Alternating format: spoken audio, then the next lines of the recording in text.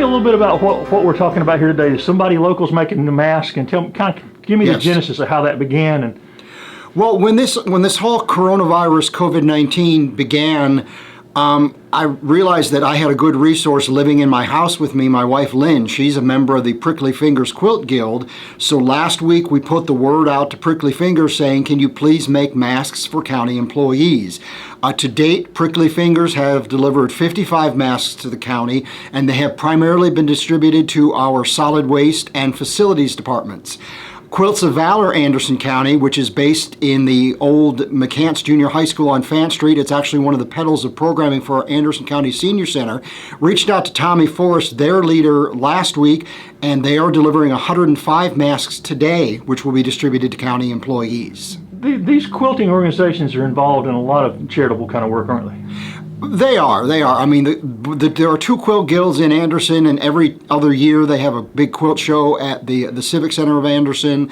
You know, Quilts of Valor itself is an amazing story because they basically make quilts to wrap veterans in, and they've actually started with just 2 rooms in the McCants Junior High. They've actually grown to a 3rd room, and if we had a 4th room, I'm sure they would take it. But last year they wrapped hundreds of local veterans in quilts, and it's just a real neat program.